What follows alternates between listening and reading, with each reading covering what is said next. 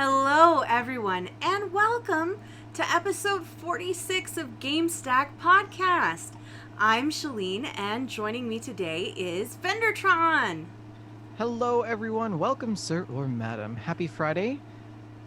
And Rick McVick.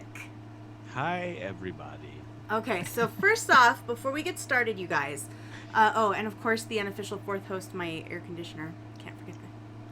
It's just buzzing away happily. Who speaks for himself? Before we get started, guys, we need to give a big shout out and congratulations to Vendertron because it's over. It's over. He did it. He is a master. It's not over. He's a big robot now. It's not over. It's not over. But part 1 is over. Yes. Yes. You reached a save point? Save and continue? Yeah, achievement unlocked. I definitely saved before my game crashed, which was a good idea, because I definitely got home after my defense and crashed pretty hard. It feels good to be officially an epidemiologist. I don't really know if that means anything yet. Yeah. I don't know what it is. I don't know what just hit me, but somehow they gave me a $30,000 piece of paper, and I still don't have a job, so... no, it's good. I've got some stuff lined up. I'm slated to start a PhD in September, PhD program in September. So that is a 4 to 6 year journey. That is the big one. That's the big one. That's the end of the train. That will be the end of the education for me. But no revisions though. That's kind of a big deal, isn't it? Well, okay. So I mean, no revisions on paper. As it's entered in the system, there's no revisions, but there's some minor editorial changes that the committee wants to my thesis, but not bad. Yep. So they thought it was minor enough that they were going to write it down as no revisions. So yeah, it feels good to be done. I mean, remember 2 years ago? Mm-hmm. Nope. Where we were and where I was and everything that I've gone through. I mean, you both know on a personal level all of the stuff that I have experienced and battled in my own life, and it's really quite heartwarming to be able to sit here and say that I did it, and I totally am so appreciative of both of your guys' help and advice and friendship through the whole journey. And also I want to acknowledge all of the people who listen to the show. I mean, you guys are just as much a part of my life as Shalene and Rick are, and so I have all of you people to thank to keep me going. So thank you. Yeah. You're welcome. We know that you could not have done it without us. So really, it's our name. He's such a boob. Yeah, but we're really proud of you, Vendor, and congratulations. You know, this is a huge deal. And cool. Also, a little shout out to my other lovely friend down here, Rick, who is going to be celebrating a birthday. So I like to say it's not so much celebrating a birthday, but it's more so celebrating the 10-year anniversary of my 21st birthday. Yes. Right. Yes. You mean your 11th birthday? Yeah. Yes. Because you're so youthful. Well, yeah. Yes, it's good it's skincare. The sideburns. The burns, they really... My youthful tween sideburns. Those burns really shave off the years. Yeah, it's like a built-in contour. That's something that men have, you know, with the ability to grow facial hair. It's just like a built-in contour, you know. Well, I've seen some ladies. Some bearded ladies? That have contour. I don't want to know what goes on down there in Pennsylvania. It's just not the same. But congratulations on the 10th anniversary of your 21st birthday. We're very proud of you for staying alive. Keep doing that. Oh, man. And thank you, of course, also to everyone who is joining us in the chat today. We have Gateway to Tokyo, who I believe is a new listener, Dakota B, Airy Twitch, Merigrin, let's see, anybody I'm missing here? Oh, all kinds of Captain people. Bones. Yeah, lots of lovely people in the chat. Thank you for joining us. And if you are here live, please host us on Twitch. We like it when you guys help our show to grow. So tell your friends, tell your mom, tell your friends' moms, and your mom's friends. and help this community grow. And one thing that really is a big help in that regard is leaving us 5-star reviews on iTunes. We have one to shout out today. Vendor, take it away. Yeah, so we have a very special 5-star review shout out. You may remember him from a past episode of That Fallout Show. Am I correct in saying this? Yes. Mm-hmm. Yeah. From the US of A, Cryptid Dave says the Gamestack crew is lovely. Imagine the finer things club. The Finger Things Club. That's a different club. Yeah, different club. From the office, except everyone is likable and inclusive. That's what this is for, video games. Wonderful personality all around. Well, it wouldn't be Dave if I didn't totally botch that. So, yeah, but we love you. We love you, Dave. And Dave. Shout out to the Cryptid Cast, which is the new show from the creators of Vault Boys West Virginia. Instead of focusing strictly on Fallout and Fallout 76, they're now going to be talking about the connections between real cryptids, like actual mythological cryptids, and pop culture of all different kinds. So I'm very much looking forward to it. Yeah, Cryptid Cast. You can find them. When do they air? Do we know? I have no idea. Yeah, but it's on the same feed as the Vault Boys West Virginia feed, so if you were already subscribed to that show, it'll just show up. And I'm pretty sure they probably talk about finger things, so because it is quite odd, all of the tweets that he's been putting out. Was it today in the Discord, he put that article about the TV head guy? The TV head guy. Oh, TV head guy. He strikes again. He goes around the neighborhoods at night in Virginia and puts television sets on people's front porches, fully operational and pristine television sets, just randomly. And the thing is that, people have doorbell cameras and front house cameras and things like that. And, well, one of the cameras caught the guy, except he was wearing a television on his head. So you didn't know who he was, which I thought was pretty fantastic. So, yeah. Yeah, I thought it was so funny. Neither of you guys are comic readers, am I right? Not really, no. Yeah. There's this great comic called Saga. And in Saga, there is an entire race of beings who have TV heads. And that's all I think of anytime I see the TV head guy on Twitter or on Facebook or whatever. I'm like, Prince Robot 4. Oh, boy. Yeah. So if you'd like to leave us a 5-star review, shout out anyone who is listening out there on the interwebs, all you got to do is go to Apple Podcasts or iTunes and leave us a 5-star review, shout out.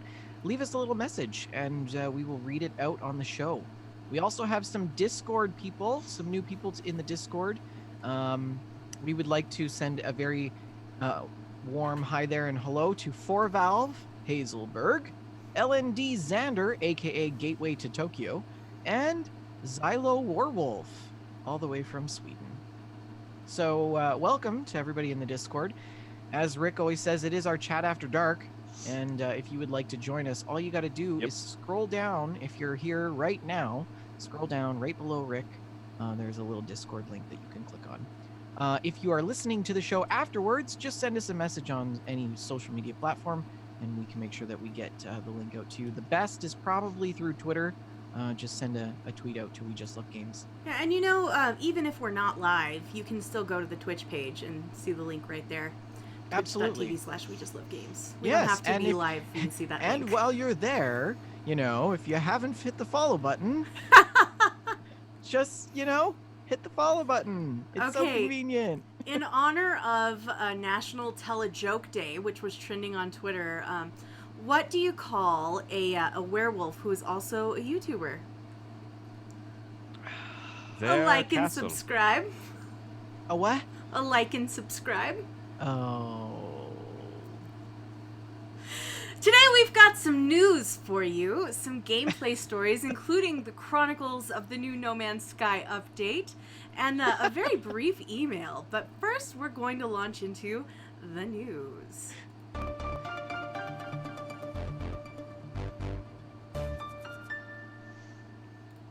Okay, Rick is still deceased in the corner over there from that terrible, terrible joke. And someone forgot to share sound. I did? Yeah, we don't know Really? what's I was going on, sure but I it's okay. shared sound. I'm so sorry. Just roll with the punches. It's fine. Rats. Shh. I'm so sorry, you guys. That's terrible. What's our first thing? Major consoles. Major console manufacturers are working on a policy for loot box probability, and as always, shout out to Joseph Tao for helping us compile the news. Saves us an awful lot of time every week. And the Entertainment Software Association, the ESA, aka the people responsible for all the spam in my inbox, thank you, ESA, have announced that Nintendo, Microsoft, and Sony are working on loot box policies that would disclose the odds for a player's purchase, which is a very, very good thing. It's about darn time for this. I can't believe it took this long. I would feel much better about the loot boxes if we had this. You know, it's I still wouldn't like them, but now if they're displaying the odds, is that not gambling? Well, that's why they are displaying the odds, because you technically are gambling. Although but that changes everything though, because kids under 18 open loot boxes. Well, technically not true gambling, because you're not wagering for more money. You don't resell these items, so it's not technically gambling because there's no money at the end of it. However, I think there are laws like when you buy things that are in chance, even if you don't get money out of it, like like little mystery. Don't the mystery Funko things have like a probability thing on them? I think they do, yeah. Yeah, so like when you're spending money on a chance of something, I think there is some sort of law that says you're to be told those chances when money's involved. So it's not really gambling, or else the little mystery mystery Funko pop dolls would be considered gambling. So does that make sense? Yeah. I'm falling over my words tonight. But yeah, so it's not technically gambling, but you should know your odds. You really should. If I'm going to spend $30 on Loot Crate keys, I should know what the probability is of some of the stuff that I want in said loot boxes. Say the one thing that you want, there's a 0.005% chance that you're going to get that thing. You know, you're less likely to spend money knowing that going in, when instead of thinking that there's an equal chance that you're going to get that and any of the other 5 things in the loot crate. I don't know. I think I cut you off, Bender. What were you going to say? Well, I think knowing the odds is important when you understand what knowing the odds means. Never tell me the odds. And I would wager a guess that a lot of younger gamers, south of 14, maybe even 16, don't even know what the definition of odds is, and how to decipher what the odds are. So, sure, but at the end of the, like you can't foolproof everything. No, you can't. I'm just saying that I think that, like, for younger kids, it's not going to change anything. They're still going to spend wild amounts of their parents' money on loot boxes. True. So that's where I was going with that. At least they have. At least the game companies will have litigation on their side then. True. Because the parents should have read it, right? Exactly. Yeah. So we could sum this up with saying this is more for the gaming companies than it is the consumer. I mean, when is it ever Absolutely only for the is. consumer? But it will benefit the consumers all the same. I just wanted to read a couple of quotes from ESA Chief Counsel of Tech Policy, Michael Warnecki. Warnecki? Warneck? I don't know how to pronounce his name. Michael W. That said, we are doing more. I'm pleased to announce this morning that Microsoft, Nintendo, and Sony have indicated to ESA a commitment to new platform policies with the respect of the use of paid loot boxes in games that are developed for their platform. Specifically, this would apply to new games and game updates that add loot box features, and it would require the disclosure of the relative rarity or probabilities of obtaining randomized virtual items in games that are obtainable on their platforms. As well, many of the leading video game publishers of the Entertainment Software Association have decided that they are going to implement a similar approach at the publisher level to provide consumers this information and give them enhanced information to make purchase decisions. So, Marigrin in the chat says, not only odds, but they need to make games less predatory, especially mobile. That would be super nice. And yeah, I agree. I agree to that, but I feel like mobile is still like those little claw machine kiosks outside of the arcade. Like, if your kid's blowing money at those things that you clearly understand, or like carnival games, if your kid's blowing money on some like random mobile game they just decided to download, It just there's clicked. a whole level of like, Yeah. this like unparenting going on there. There's some good mobile games that certainly are predatory, but for But you like, know, it's not only about children though. I know, but in my experience, mobile games are much more shady on the whole than They console are. indie. They are much more shady. But like I just feel like it's not only children. It's you know, enabling it's enabling addictive behavior, right? Yeah.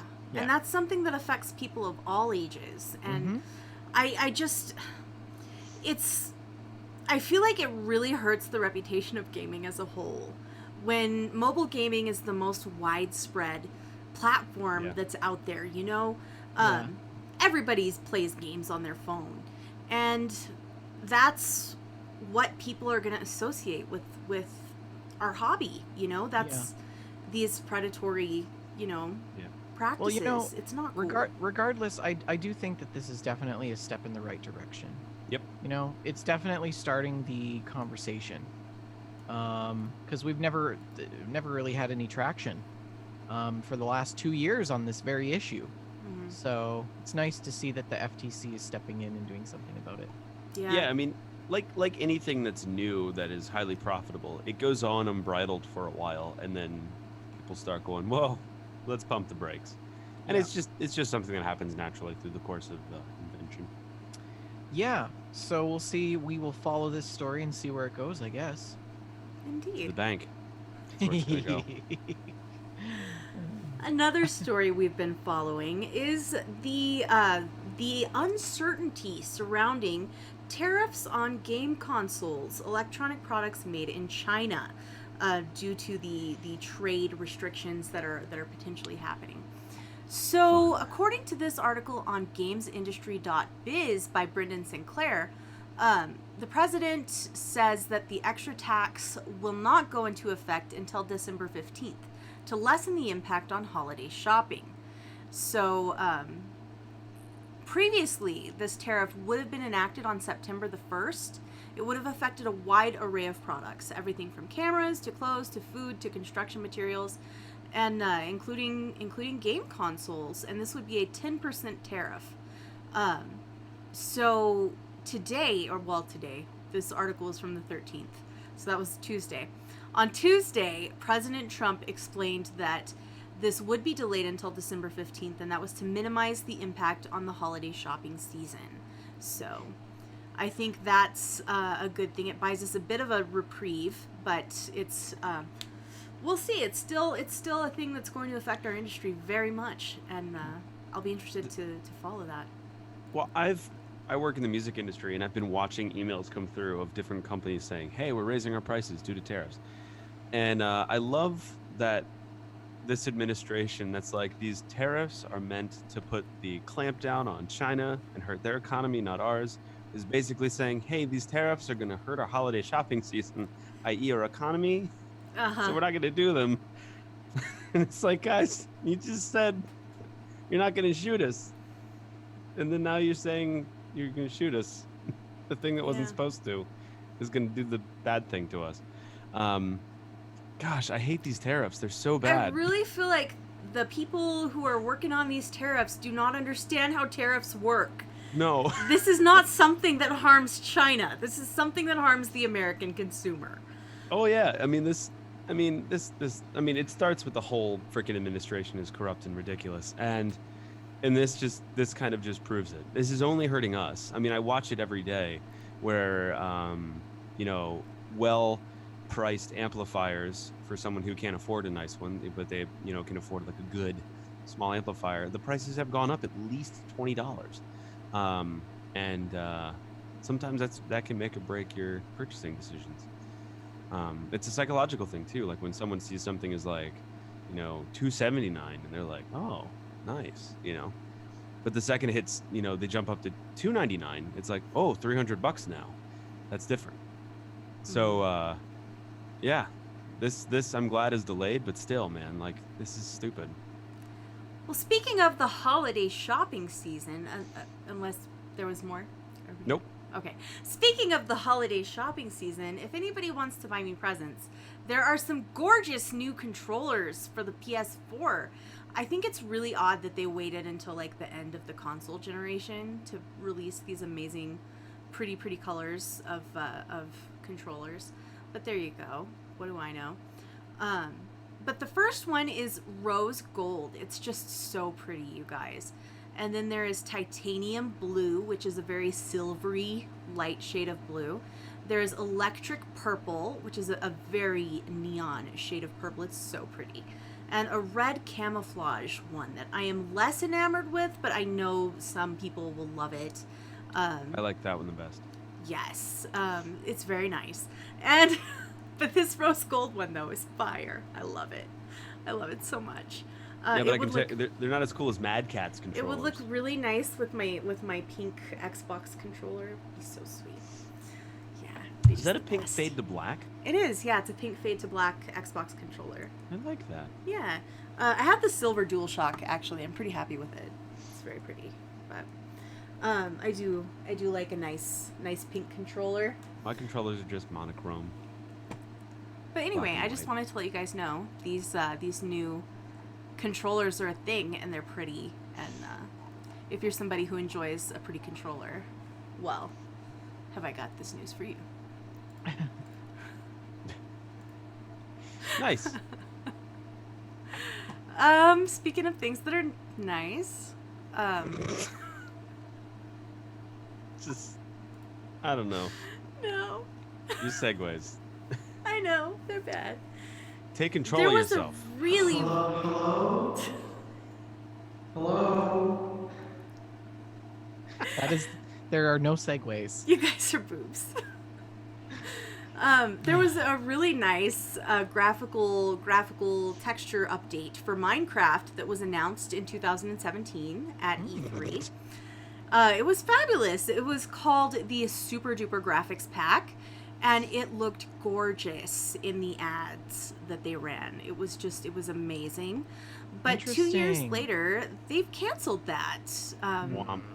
Yeah, according to this Kotaku article by Ethan Gack, some of you might remember us announcing the Super Duper Graphics Pack during E3 2017, the studio announced. Super Duper was an ambitious initiative that brought a new look to Minecraft, but unfortunately, the pack proved too technically demanding to implement as planned.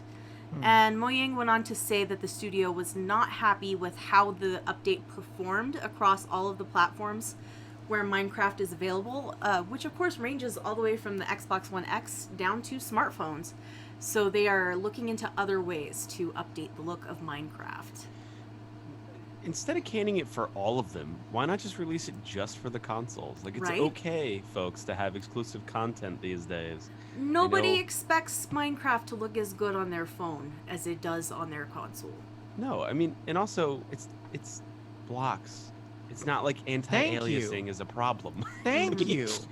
I'm like, I don't even know why this is an issue, because it's Minecraft. There's nothing that you can do. Like, it's such a space hog. And people are like, oh, the graphics are really good. I'm like, it's still blocks. Yeah, there's no... It's just blocks. That's all it is. Like, I look at No Man's Sky, and then I look at Minecraft, and like, it's just too hard, folks. It's too hard. And you're like, dude, it's flat. It's just like, what? Are the edges more edgy? Is it like... I just can't imagine it would be that difficult to do, but... It's more blocky. There's more blocks now. Yeah. I don't know. Those guys are a bunch of squares, and Zing. Ah, that's great. Oh boy. Yeah. Speaking of Microsoft, it's not all doom and gloom out of Microsoft. According to this GamesIndustry.biz article by Hayden Taylor, Microsoft is considering that all of their first-party studio games will not necessarily be Xbox exclusives. On the Game Informer show, Matt Booty, who is the Nice. I know I Matt had that Booty, last name. who is the Xbox first party studio boss, stated my that last name. that if one of the recently acquired developers such as Double Fine wanted to keep their games multi-platform, Xbox would likely allow that. And here's a quote from Mr. Booty. I think the question is less binary about should it be on Switch, should it be on PlayStation, and more, does it make sense with this franchise? In other words, is it a kind of game where it would benefit from the network effect of being on a bunch of different platforms? Or is it a game where we can best support it by putting resources and making sure that our platforms, things like xCloud and Game Pass and Xbox Live, are really leaning in to support the game? And I think that's a good thing for sure. It makes sense for Microsoft. It makes business sense because they had much lower console sales this generation than PlayStation did. It only makes sense to try and make up some of that gap with software sales. So, did you read the last line of this article? No, I skipped it. Booty added that Obsidian's Outer Worlds may become an Xbox exclusive franchise in the future. Well,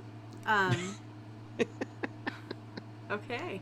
These games should just be on multi-platform, but this other one. Well, this one's gonna sell real good, and it might sell consoles. So. Would you describe Booty as an anal person? Oh. No, that's completely asinine. Oh my gosh! Wow. I feel so gotta- bad for why you this gotta man give us being the such butt cheap of your Rick? jokes. Could you imagine if my last name were Booty, then I could say, you could be like, our reporter, Dick Booty, is on the show floor. Because I would totally go by Dick Booty. Dick Booty. Can you erase all of your internet persona and replace it with Dick Booty? Dick Booty. Hi, I'm Dick Booty, but you can call me Richard. It's somewhere in the world. He's either an announcer or he's a NASCAR driver. I mean, Oh Dick my Trickle. gosh, you Dick guys. Trickle's coming up behind Dick Booty. I mean, to be perfectly fair, when I bring your Christmas loot crate to the post office and the lady at the post office sees your name and she says to me, "Is that a real name?" I don't think you have anything to worry about. Yeah. What, the McVick one? Your real name is pretty rad. It's pretty rad. Yeah. I remember back in the day, like when we first started in this podcasting thing, I would get messages all the time, like more than one a week. Messages from people saying like, "Hey, is that Rick's real name?" That's good. Oh my gosh. Oh man. But yeah, at least it's going to be on PC as well. Mhm. So that's a good thing. And I like that it's going to be on Games Pass, so I'm excited about that. Don't have to pay for it. Yeah. The whole Microsoft, I like the fact that like when it says like Microsoft exclusive, it now just packs in PC with it, which is just a pretty beautiful thing in my opinion. Yep. Exclusive just doesn't mean what it used to. No. And that's a good thing. So, speaking of things, of buying things, we talked after I said the line that I was going to segue from. There's some real bad microtransactions in Apex Legends, you guys. No. Like, This EA-backed game. this Real one's bad? bad. How bad? How it's bad? real Shalene, tell bad. us. So there's this axe, right? Look at the axe. You guys body can see spray? the axe. The tiny little Home Depot axe? Yes, it's like a Okay. little Like the tomahawk 1999 type axe. find? Hatchet? It's a Yeah. hatchet. It's not an axe. That's a hatchet. It's a pocket hatchet. Yeah, you chop wood with it in your fire camp. Or No, your You no, have you to chop spend kindling. $170 to What? get this axe. What? Say that again? In the case of Apex, according to this article, this Kotaku article by Nathan Grayson, in the case of Apex Legends' new event, you'll have to spend $160 to earn the opportunity to spend $10 to unlock a $35 virtual axe. I'm lost in the math. Right? Whoa. Right? So in the end, you will have spent $205. The axe is called Raven's Bite. It's an heirloom quality melee weapon that was added as part of the Iron Crown Collection event. And heirloom is the highest tier of items in Apex Legends. And this will cost you about $170, and you have to go through a bunch of hoops to get it. So this collection contains 24 other rare and legendary quality items to unlock, and you have to unlock every other item in the collection, which of course involves loot boxes, which do not contain duplicate items, which is one boon. At the very least, they do not contain duplicate items. And you can pick up 2 of these boxes by earning in-game currency, but you have to buy the rest with Apex coins. So the packs go for about $7, and that totals out to about $154. But you have to buy coins in packs. So the only way to really do that is to get a $100 pack and a $60 pack, which leaves you with a little bit left over, but that's okay. So breaks. you get the $35 axe, but you don't pay $35 for the axe after you've paid the $170. Okay. You pay $175. So let me read the $170 next get paragraph here. It's so confusing. Oh my god. With every other item, Iron Crown item unlocked, so after you've got the $154 worth of items unlocked, you do not simply obtain Raven's Bite. Instead, you unlock the right to purchase it for 3,500 coins, or around $35. Because by this point you will have a couple thousand coins left over, you will only need to purchase an additional 1,000 coins for $10. And then finally, the axe will be yours. So you've spent $170 at this point. Okay, let me ask you guys this question. This is disgusting. What do you think is worse? Loot boxes or microtransactions? They're the same thing. Microtransactions. Well, Well, most no, loot I mean, boxes it are depends. If the microtransaction. microtransaction is for a loot box, but if it's just purchasing things that you know you're going to get, that's I think what vendor's saying. Loot boxes are far worse.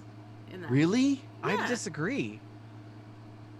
I would rather purchase something and know what it is, know for sure that I'm getting the thing I want. I guess it depends. People are more likely to buy something that they know what it is, like Yeah. a $170 axe, Mm-hmm.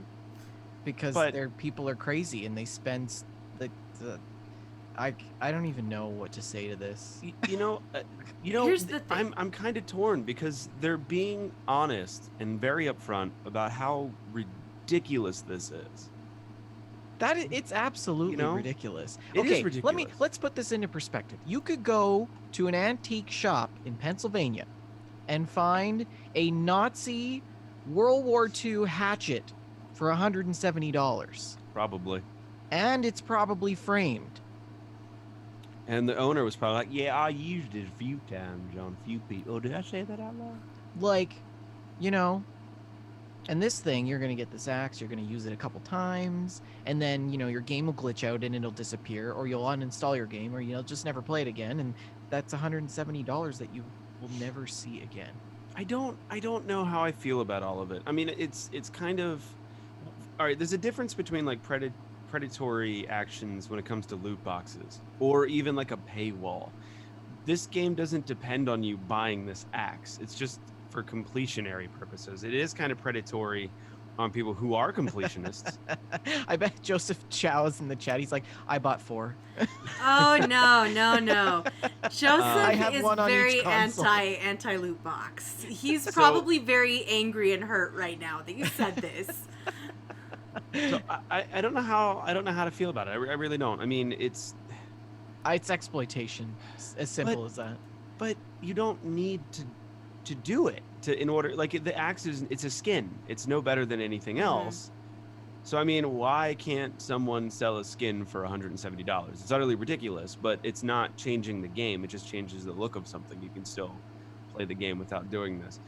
Like, you could buy a new monitor for $170. You could buy a few. Where I really come into issues is when you start putting actual usable items that have benefits over in-game stuff behind a paywall. I mean, that's where I start getting upset. If you target kids by spending money, that's I have a problem with. And if you put stuff behind a paywall, I have a problem with. If you give someone an option to be an idiot and they are an idiot, that's fine with me because I need more fail army videos in my life. Man, So, the sad part is there's people out there that are dumb enough. and it just sucks that it's EA though, because it's like, maybe you could take that $170, give it to drop in the bucket, or give it to a developer that could use it better. That I think is the worst fiasco of all this is people giving money to EA who are in turn not going to put that back into development. So Something's got to give eventually. I think it will. I don't know. I don't know. I hate loot boxes. I hate not knowing that you're gonna get what you want. Like, there's a loot box in Pocket Camp, right? There are fortune cookies, and the fortune cookies are basically just a loot box. You'll get anything from this collection of furniture and clothing items and stuff, and it's usually really great stuff.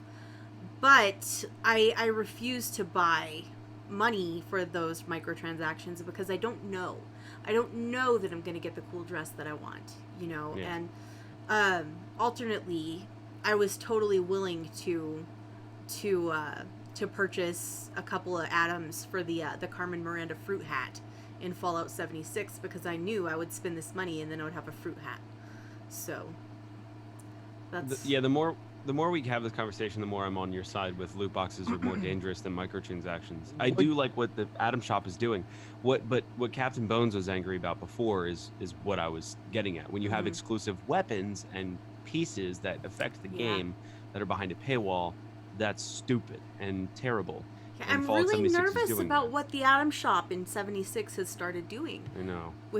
Now there was a weapon, and it wasn't an OP weapon. But still, it was a weapon. It's a slippery slope. So how And much? the repair kits, the what was the other thing? Scrap kits, things that changed the gameplay. Vendor, what were you trying to say? I was just gonna ask you, Shalene, how much would you spend on the fruit hat? I don't think I would have spent more than $5 on a fruit hat. I think that's what I would be willing to spend on a fruit hat. That's reasonable. But really, this is our fault, the consumer's fault, because if we didn't partake, then they wouldn't do. That's the sad truth. I can almost guarantee that there is not a single parent on this planet that would think that is absolutely ludicrous. $170 for an axe skin. So today I went down to Port Discovery, and it's a place in Baltimore. It's like a kid's little have fun place. It's literally just a playground for kids. And there's a whole bunch of stuff that you can do. It reminded me, do you guys remember the Discovery Zone from when we were children? No. I don't think that was a thing where I live. So it was a big giant play area and there was a lot of stuff there. So anyway, they have these little stations, these little rooms you can go in, they're themed and stuff. And one of them was a 1950s diner, and they had a bunch of fake food everywhere, register, and like literally kids can just kind of go into this area and play like waitress or cook or whatever, and they can do whatever they want.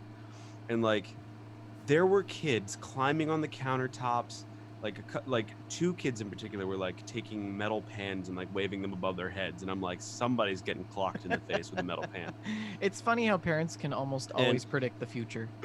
And I picked out who their mom was because she would like yell at them every once in a while, and like the kid was climbing on counters trying to get stuff that was high up. And my little daughter is like walking through the midst of this chaos, trying to like play waiter or waitress for me and my wife. What she was doing, it was hilarious because like she's just like, I'm like, this is gonna be life for her. There's a bunch of like idiots that she's just kind of got to wander through to get her job done and get where she needs to go. What a metaphor. And and these kids were just waving their pots and pans around and like almost clocking kids in the face with it. And the mom was just on the phone the whole time, and she'd look up and she'd be like, Bryce, knock it out. And I'm like, this is the other guy's name, Tanner, because that would just make sense. Yeah. And I'm like, that's EA's target. Those two kids.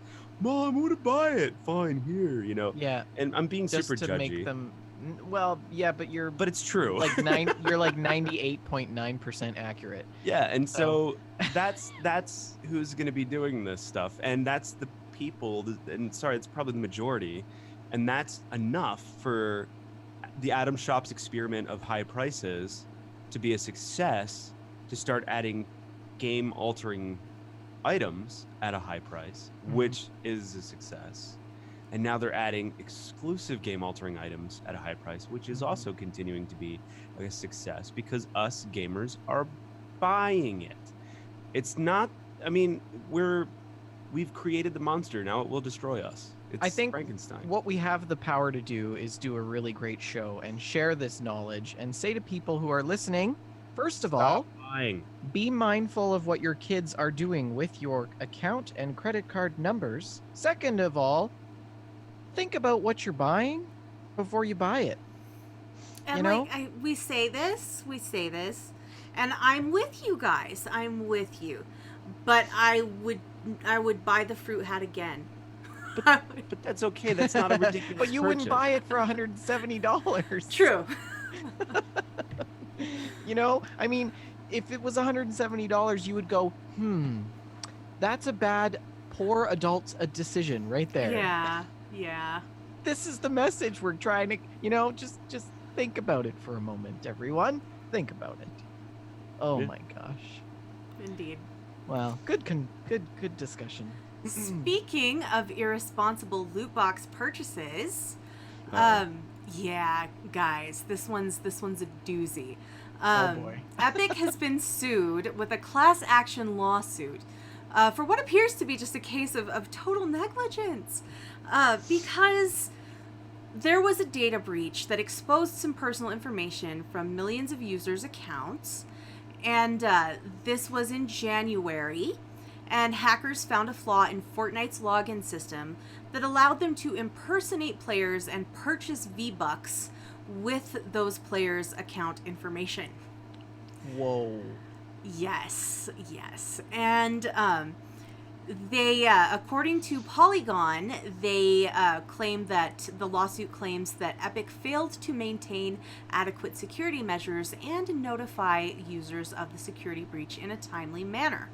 The law firm, Franklin D. Azar and Associates, reported that Epic was notified about this security issue in November of 2018. And they did not acknowledge that this was an issue until January. Oof. Yeah. I have a question, Shalene. Mm-hmm. Did the article say anything about two-factor authentication? I don't know. Oh. No. Because I'm just wondering, was it only people that didn't have two-factor authentication, or would that have played a role? It does not mention two-factor authentication. So there's a little flow chart here that shows the process. The hacker sends the victim a malicious link, and the victim clicks the link going to the login page. Epic Game makes the request for the security token, and the page redirects to the attacker's malicious URL, and then the token is sent to the attacker. So, simple as that. This is just a phishing. But the problem is not as much that the security breach happened. In my opinion, that's, these things are always going to happen. The problem is that they knew about it for 2 months before they addressed it. That's not acceptable. That's not okay. Do you remember when E3's accounts got hacked? Oh, yes, I do remember that, yes. They let us... story? No, but they let us know the day after. I got an email. They're like, it was hey, like this 6 happened. days after. Oh, no. When I heard about it, the next day I got an email. So. Okay. Well, maybe they emailed you sooner than they did me, because I had heard about it for days before I received an email. And the email they sent us, it was not enough information for me. Oh. Do we know what happened with that? I'm super cranky about it. I get so much spam. Basically, there was a breach. They apologized and asked everyone to change their passwords because now that the information's out, there's nothing else they can do except close the hole and sorry. I mean, I haven't had any sort of knock on wood. I haven't had any sort of weirdness. Actually, no. I have had an increase in spam calls and spam texts and spam emails. So maybe that had something to do with it, but it happened before that anyway. So I just figured it was fine. I did, however, get a request for an interview from some gaming company I never heard of before, and I had my wife look at all the URLs, and I looked it up, and it seems legit. I'm gonna do it, and we'll find out. Like a job interview? No. Like interview. Like like we're here with Rick McVick from We yeah, Just it's Love like a Games. pre-written one. It's a pre-written one. Their questions are pretty good. I have yet to answer them yet, but at least it's not like, so what's the name of your first pet you've ever had? Yes. What's your mother's maiden name? What's the name of the street you grew up on? So. Oh, jeez. Yeah, but I get a ton of spam now, spam email, and I never did before, and I'm really sad about it. And I'll never forgive you for that, ESA. I'll never forgive you. I'm sure they're listening to the show right now. Mm-hmm. But Epic is constantly plagued with epic fails. They are, and another epic fail. Womp. Womp womp, is that you will not be able to preload Borderlands 3. You can only begin downloading once the game has gone live. So, if you were hoping to play on PC for midnight release, you're out of luck, bro. Sorry. Yeah, it's really sad. Yeah, I think this is so dumb. So dumb. Tim Sweeney tweeted, "I'm sorry, we won't have support for preloading in the Borderlands release time frame." I feel like this is maybe something that they should have had built into their platform before they tried to make themselves a competitor. But that's... Yeah. If they ever designed a cruise line, everyone would get on board and ask for beer, and they'd be like, alcohol? You guys want alcohol on a cruise? Really? Yeah, Huh. I know. I don't think we can support that in this time frame. And everyone's gonna be like, dude, this is just the norm of everyone. Where have you been? Yeah, and then you're gonna be like, well, you have enough lifeboats and life vests, right? And they're gonna be like, oh shoot. Is Epic the Titanic? Oh my gosh, you guys. I feel like that's such a standard thing now, having the preload. You can preload everywhere. And that's just crazy to me. It's just crazy. You know what else is crazy? What? In Japan, the manholes have Pokemon on them. It's so great. I love it. Legit! Japanese cities and towns across the country have their own manhole designs, according to this Kotaku article by Brian Ashcraft. And each one is unique. Hey, these are pretty cool. Yes, some of them are very beautiful and have different cultural references and different artistic things on the manholes. And now they are going to have Pokemon manholes as well.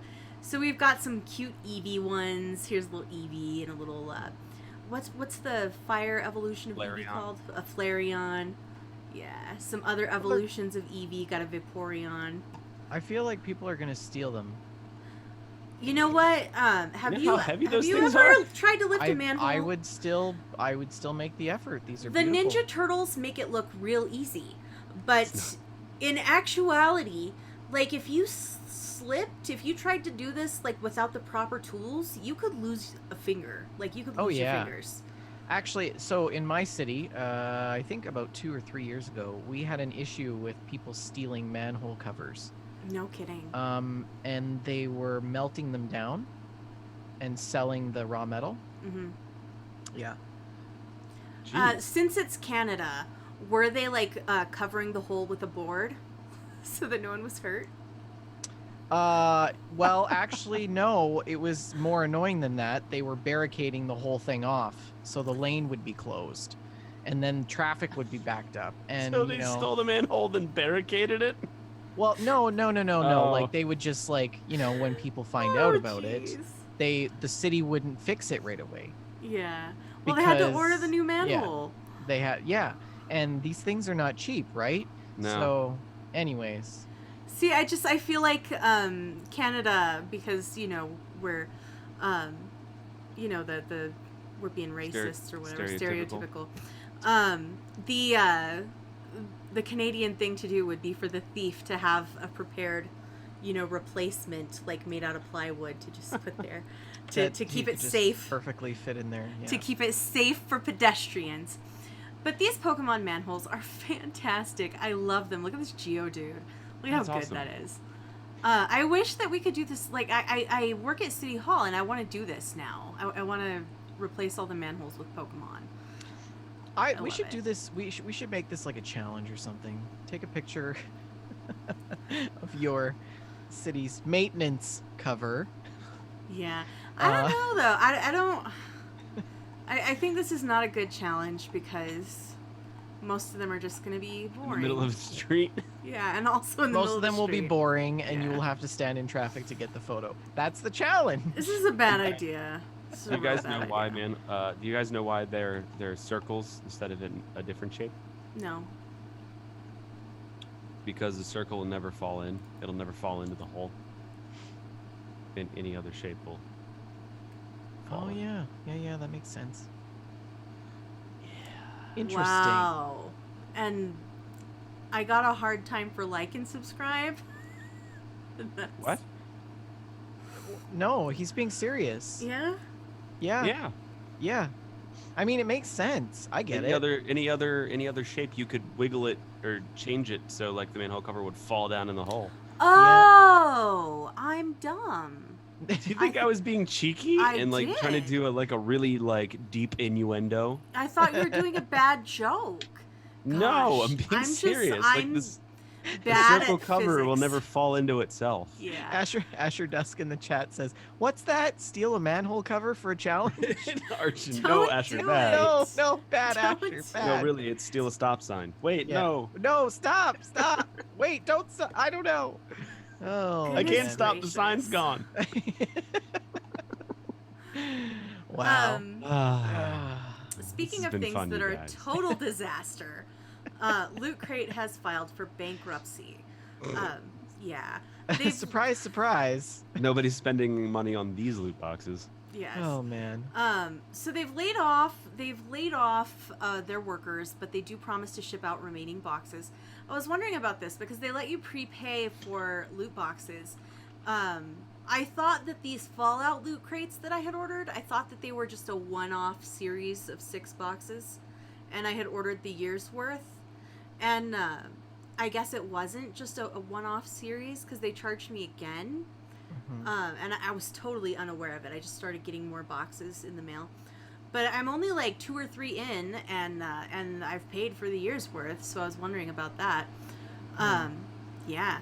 So they filed for bankruptcy, laid off dozens of employees, and 150 warehouse workers were let go last month, but they do plan to ship remaining boxes to customers. I don't see how this is going to happen. I feel like this is not going to happen. But in a press release that they released, Loot Crate announced that they have filed for Chapter 11 bankruptcy, and that they are trying to sell the company. And I believe they did actually find a purchaser since this article Was it written. Microsoft? EA. It's probably THQ Nordic. They buy everything. But the co-founder, Christopher Davis, stated that subscribers should expect no changes. Daily operations will continue as usual. Unique and exciting fan items will be purchased, crates will be shipped, and all aspects of the business will go on as before the Chapter 11 filing. Our employees will continue to be paid as usual during this transaction. And I don't see it, but we'll see. According to the LA Times, which reported on their bankruptcy filing, Loot Crate still owes $20 million worth of shipments to their customers. Oof. Oh my lord. Yeah. Archon in chat says he heard that they were having trouble delivering the boxes in a timely manner. For the last, probably 8 months, I've been getting an email, once a month saying, sorry about the delay on your Loot Crate. Yeah. So you paid for the whole year? Yeah, I didn't mean to. But, Ouch. Yeah. So anyway, it says here, Fallout 4 fans may end up feeling especially frustrated. If Loot Crate fails to fulfill all of its missing shipments, folks who subscribe to the 6-part Fallout Series 2 set, which costs about $228, will not receive the end of the Liberty Prime set, because they send you a different piece of Liberty Prime every month. I feel bad for the people who ordered the trilogy of the Lord of the Rings. It's $97. Yikes. Oh, that's just once, though. Okay. It's not every month. Yeah, I have been liking the items in the Fallout Loot Crates lately, though. I got this little terminal. I love it. It's so cute. Pop Culture Loot Crate looks really great. Look at how cute this little terminal is. It's a phone stand. I love it. This is one of those concepts that's so good at the very beginning of it. Like, you get a crate a month, and it's got some cool stuff in it, and then they expand. And then it just falls apart because it's a premise that it's super hard to keep up with. Like, remember those T-shirt of the day shirt websites that were really cool? And then all of a sudden it's like, now you can pick from 2, and then there's like this thing that like this special item, and you're like, guys, just keep it to the original thing. Like, you're gonna kill yourself, and then you watch them all disappear. Yeah. So. Yeah. They just keep expanding, and then they fall apart. Yeah, It sucks. There are a lot of subscription boxes out there that have been wildly successful, but the thing is, those boxes sort of serve as an advertising tool. Like, I subscribe to one called BoxyCharm, which is basically Loot Crate for makeup, and for $20 every month, they send you this little box with 5 or 6 like full-size makeup products or skincare products, and they get their items at a very reduced rate or for free from these cosmetic companies, because you use the product and then you're like, oh gosh, I have to buy one of these, or I need to buy more of this brand. But with Loot Crate, that's not really the case, because you get your cool stuff and you don't think, oh, I need to go and find this manufacturer and find, you know what I mean? It's different. Yeah. It doesn't work the same. So it's not. It wasn't as sustainable. I think it was cool when they, like, at the very beginning, when it was just like pop culture collectibles, and they did themed ones every once in a while. But then you expand in all these different areas, and I think that's what killed them. If they would go back to, like, everyone gets the same, box every single month, and every once in a while we have like a special one, like that I thought that was super unique, and that's what the draw was. Now it's just like, it's just expanded to it lost its uniqueness, and I think that's where people fall off. It's too bad. In my opinion, it's too bad. So sad. Yeah, I hope that they I don't know, give me my money back if they don't send me the rest of the stuff. But well, if they file for bankruptcy, right? Nice. Yeah. Don't they cut the rope? I think they do. Yeah. I think I'm just out of luck. I think that's the whole.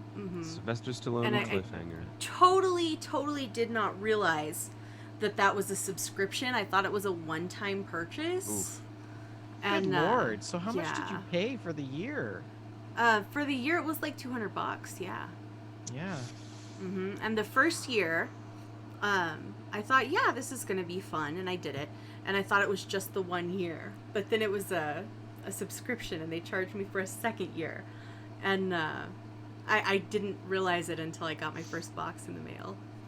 So no. yeah, it was not the best. So be careful, guys. Watch your credit card transactions carefully.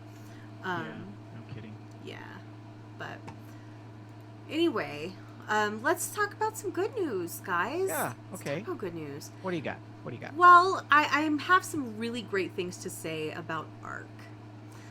Oh, okay. Yes, I know this is surprising coming from me, but I just wanted to talk a little bit about this article that I saw. It's from gamesindustry.biz. ARC Survival Evolved has created a sustainable business model without selling skins or loot boxes. They're not doing the microtransactions route, and I think that's just delightful.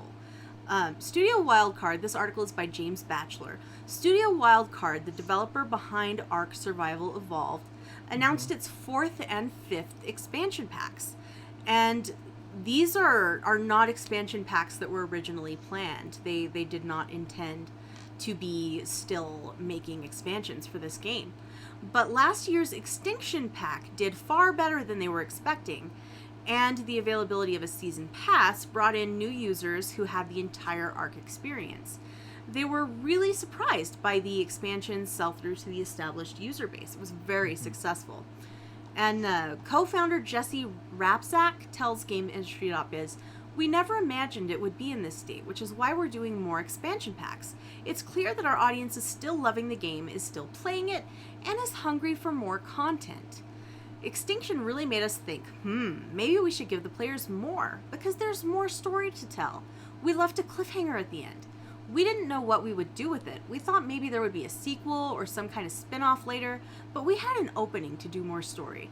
There was also more gameplay stuff that we wanted to do. So they've been working on these expansion packs. Genesis will release this December, and with 2 parts, and they plan to do these 1 or 2 big free updates and then a premium expansion around the holidays. And this has been working really well for Ark. They've sold 16 million copies across PC and console, 10 million installs on mobile, and it's one of the most played titles on Xbox Game Pass. Rapsack says that this is because of their steady release of expansions. They've fallen into a sustainable revenue model. He says, "We don't sell skins, we don't sell upgrade packs, but Ark is an online game with official servers and a lot of costs to keep the game running. It's important to us to always be bringing in new players, and part of that is creating new content for the existing ones so that they bring in their friends. Doing one big premium update every year so far has provided the game with the yearly revenue model it needs to continue development." And he goes on. I'm not going to read the whole quote. But I'm really pleased to see someone who is actually selling some actual content instead of just microtransactions. Shalene, sorry, I have an update over the wire that we have the main representative for the Ark player base, Vendertron, here with us tonight. And Vendertron, I wanted to ask you, are you still loving the game? Yes. Hi, Rick. I'm calling in from Wildcard Studios. I think everyone's gone home for the day. You must be in their cafeteria. Oh, you guys are silly. But are yes, you still loving the game? as someone who's put thousands of hours into Ark, tell us your take. I love Ark, and I realized as you were explaining this that one of the main reasons why I love it is because there is no fooling the consumer. There's no fooling the consumer. There's no microtransactions in the game. There's no loot boxes. It's just what you see is what you get. And the beautiful thing about it is that, one, the game is beautiful. The graphics are absolutely amazing. And there's endless possibilities of things that you can do if you are capable of making your own fun. And playing with other people is part of that. And, you know, we've built a little community around that in Ragnarok, and it's great. It's great. Are you still playing the game? Yeah, Jess and I have a date tomorrow morning. You're welcome to join us if you'd like. Yeah. Are you hungry for more content? I can't keep up with the content that they're putting out now, but that's only because my life has been so busy. The new Valguero map looks really good. I considered for a time adding it as a cluster to our existing WJLG server, but it's not feasible financially, because it would cost the same amount as a regular server. Oh, Gotcha. Wow, yeah. Cluster. So it would just be like having So it would 2 be servers. twice the but it's a beautiful map. I certainly encourage you guys to play it on local if you want to check it out. It's a lot smaller, but I think that's one of the other things too, is that they are constantly working their butts off and pushing out content. Constantly. How many maps have they put out in the last 2 years? A lot. And they're 3 years. huge. And they're massive handmade custom maps. It's not just generated stuff like you see in No Man's Sky.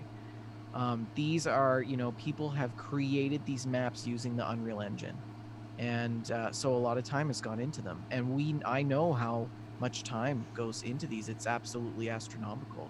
There's a map called Panthalasis, and there's a streamer that I watch he built it. His name is it slipped my mind. Anyways, he built this map. He put about 5,000 hours into building the map. Wow. Yeah. Wow. So a lot of work goes into it, and it's pretty amazing that they haven't asked for microtransactions. Sticking to their guns. So Vendor, it's pretty amazing that they've been able to keep the lights on. Say They're doing something right. Say that I found this story inspiring and I decided to pick up a copy of Ark, and I wanted to participate in the We Just Love Games community on Ark. How would I do that? Just you don't like Ark, so you wouldn't. Yeah. I would ghost you. Guys, just tell the listeners how they can be part of the server. She's annoyed. You can just send me a personal message on either Twitter or in the JLG Discord if you're in there. We have a separate Discord server just specifically for Ark, of which it's actually grown. We've got some more people on there. I think we're up to 11 now. It's Goes a 10. to 11. It's a Crank it 10 up to slot. 11. It's a 10 slot server, but we have 11 people. So, yeah. I'm sorry, Asher Dusk in chat said, "How personal of a message." Yeah.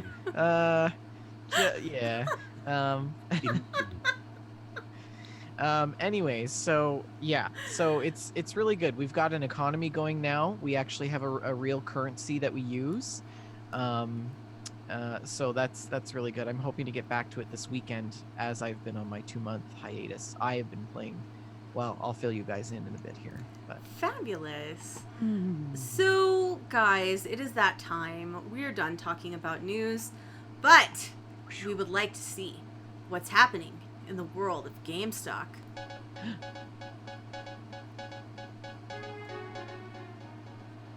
Give us the stocks, Vendor. Well, Sony is, as of 4:30 this afternoon, Sony closed at $55.73, up 71 cents. Microsoft closed at $136, down only 7 cents, not a big deal. Nintendo closed at $47.04, up 34 cents. Take-Two at $127.20. They didn't change at all, actually. Their stock price just remained constant throughout the day. Activision $46.66, up $1.15. Ubisoft closing at $15.94, up 43 cents, and EA $89.56. They closed up at, and their stock price went up $1.68 today. It's all their axes they've been selling. Yeah, it's all those axes. The $170 axe is driving the stock price. EA is part of the axes and not a part of the allies. Just yeah. Oh, but overall, the stock market seems to be doing well in terms of the gaming industry, anyways. nice. I haven't purchased any new stocks since I got rid of those terrible Sony stocks. And I'm thinking about picking up some Nintendo. What do you guys think? Is it a good idea? Is it the worst idea? Nintendo is a Japanese company? Yeah, but I would buy like Nintendo America. Would the trade agreement affect Nintendo America? Probably. The trade agreement's gonna affect everybody. Well, it depends on where they get their consoles made, I guess. I don't know. Personally, with the trade agreements, I wouldn't buy I'd wait. I wouldn't buy Yeah. anything. Because it's most definitely going to go down and then correct back to the true value for a lot of these stocks. Yeah. Once POTUS has his hands out of the pot. Yeah. POTUS? So, president of the U.S. I know. Well, Yeah. let's see, guys. Let's see. I don't know what I want to invest my little stock money in. I enjoy checking my stocks every day, and I haven't had that for the last few weeks. So Yeah. You need to change stocks. Change my Yeah, stocks. I don't know. I don't know. I'm playing it safe right now. I think there's too much volatility in the stock market. So Well, guys, aside from Vendortron playing it safe, what have you been playing? Rick, do you want to start us off? Yeah. I've been playing a lot of No Man's Sky. Hey. The prep for the big update, and I decided that I wanted to be a pirate in the game, and so I have. At this point, I've got 2 spacecraft. I have one that is a fighter that's, I think, an A-class fighter. Okay. And I took and installed all the combat technology I could on it, but they updated the combat flight controls, so now it's a lot weirder to fight. And anyway, then I have another craft. It's an S-class shuttle, so the shields are really strong, but the guns are really weak. But I use that for just kind of putting around my little universe, or my little solar system, you know, back and forth to my base, to my freighter, and then to the space station. So I got a freighter, and I'm building a small fleet. I have a industrial ship, I have a trade ship, and I have 1 combat specialist ship, as well as the freighter itself. And so I send those 3 on missions all the time. And there's a couple things that's really fun about the game now. It's certainly grindy. They said with the update they've cut down on the grind, but I haven't played the update enough to really feel like if there is a grind or not. But one of the things that's really cool is if your freighter or your ships do get damaged on a mission and they come back, you actually have to land on them and walk around and fix the damaged components. So you have to like spacewalk, do some stuff like that, which is really nice. Don't jump off; you will die. Done that a few times. And if you land on, like, I tried to jump on top of the combat gun on the combat ship, and it just kind of like launched me into space. Oh dear. So I was like, and died. So that's fun. I haven't been building my base. I've been just trying to do the missions to get past all of the base stuff. And the way that they used to have the blueprint unlock was you had to go to the blueprint analyzer and have salvage data tech in order to unlock or / buy blueprints. But the problem was they were randomly generated, so you'd have to buy a bunch of ones you didn't want in order to populate the list with ones that you potentially did want. And that was just a lot of grindiness. Well, what they did now was a tree. So one would unlock a couple, and you could pick what tree you want to go down and what you want to unlock, which is a lot nicer. Now, also, you can install modules, like tech modules, on your gun or your spacecraft before you actually have the ability to build them. So, like, if I wanted to build a grenade launcher on my rifle, I can install that module, but the module wouldn't be active until I put the ingredients into it, which I like that. You also have the ability to move the tech modules around, which is nice if you didn't have that ability before. If you wanted to organize the modules, and that's pretty cool.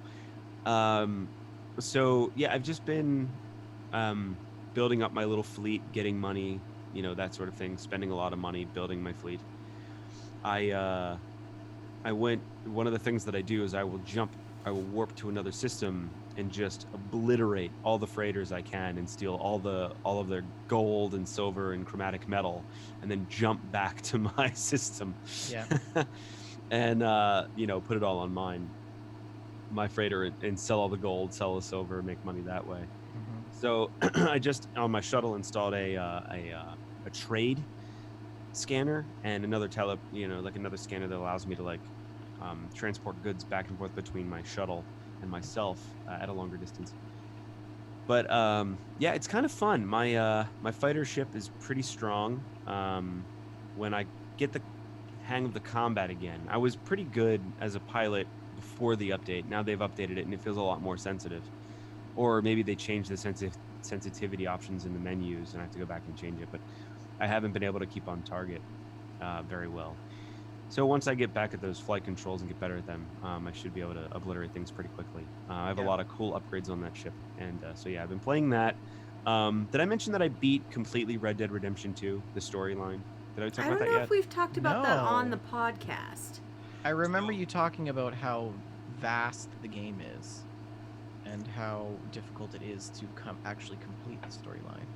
Yeah, so the story's huge, and it's it's tragic. I mean, we've played Red Dead. We know how everything ends for the gang, but it's still a tragedy to watch it all unfold and to watch it all happen. Everything to go downhill, and Right. it's so weird watching these people, like, before the game ended. There were moments where they were celebrating and partying, and they're happy, and you're just waiting for the ball to drop. And it's so tragic. I didn't find the game was very, very fun to play, and there were some very, very funny moments.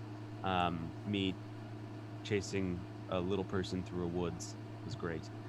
But I couldn't find any joy in the game. There wasn't joy. There was no joy in the story. Okay. Do you know Marie what I'm- Kondo. This game does not spark joy. It did not. What? Marie Kondo. We're Oh. referencing Marie Kondo. I don't know who that is. She's this Japanese organizer. Anyways, continue. So I didn't find any joy in the game because you just know what's happening. You know what's gonna happen. There's stuff in the storyline that is progressively getting worse, and you're playing a Titanic simulator, and it's good. It's so good, but man, it's so tough. I had a conversation with a friend of mine about games and crying and stuff like that, and he's like, "You've never cried at a game? You're a monster." I'm like, "No game is just ever. I cry at movies, but I never cry at games." And this one was really close. This one was really close to making me cry at the end of it. Just with how everything ended, and how things are gonna go, and I was so close to crying. It was such a beautiful game, and the story was it was a tragedy, but it was a very good story. Yeah. So that was something else that I did. Then what was the other game that I've been playing? A little bit of Division 2. Me and Shalene have been playing some Division 2. I've been playing it on my own as well. So on my own, You've been playing without me? not on that I'm character. horrified. So after you beat the main game, there is excuse me. Maybe we did talk about this on a previous show. Someone asking in chat, maybe they had deja vu. I may have talked about it, but I don't remember. But so in Division 2, once you beat the game, then you liberate the, DC. These guys called the Black Tusk come in and take it all back over, and you have a tougher fight afterwards.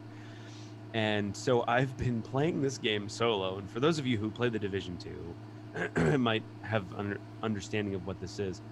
I've been beating Black Tusk stuff on solo, but I've been, defeating the strongholds. I'm now on World Tier 2 by myself, and still trying to beat these missions, and it is so hard, actually, to play this game solo.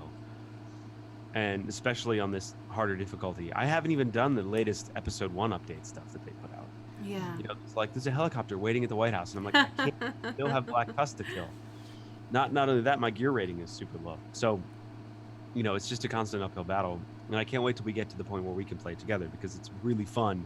I mean, they have these 50 caliber like mechs, like these, mechs that will just walk right up to you because they're not Seriously? afraid of dying. Oh my gosh, And they'll that's look amazing. you in the face with a 50 cal, and they're like, blat, blat, blat, blat. And you're just like, go away. So it's tough. It's really tough. So anyway, that's what I've been playing. My, you have been busy. Like a bee. I've also been very busy. I assume that you're done, Rick. Yeah. Jeez, yes. Oh, okay. You never handed it off, so I just kind of assumed. Sorry. Sorry. The tone there, the tone though. You're so like, Yep. Sorry, I've got Be done, Pia. multiple things going on around me, so I'm a little bit distracted. Bye, noob. That's jeez. Yeah, so it's been busy. It's been busy. I have it's just been crazy. And I haven't really had much time to play any video games, except buying this steering wheel before my thesis defense was a bad idea. It's a good idea for us watching your streams. Oh, I've been so happy. Me was too. okay. So the steering wheel was supposed to be a graduation gift for when you finish. um, don't reward yourself until the job is done. That's all I have to say, everyone. But I decided to Sage reward advice. myself before this job was done, but everything turned out fine, so that's fine. But I was playing some Grand Theft Auto. As you know, I'm making my way through the storyline. I now own the downtown cab company, and I've been driving cab. It's absolutely so much fun. Um, and because I follow the rules in GTA, because the steering wheel, people get mad at me and they don't tip me because I'm not driving fast enough. Nice. And so they'll get out of the car and they'll call me some bad name and run off or something, and then I have to run them over and steal their money or something. I watched you shot a guy in the back of the head. And Yeah. then steal his money. He got out of my cab and he didn't pay, so I got out and shot him. Anyways, he was running. He was running away. How else was I supposed to stop him? Oh, I just love GTA. It's the best. I've got into Trevor's character arc, so that has begun, which is fantastic. I'm looking forward to getting back to it. I can't wait to play online with you. It's gonna be I am so good. So excited. I'm so excited. It's gonna be a lot of fun. I'm very excited.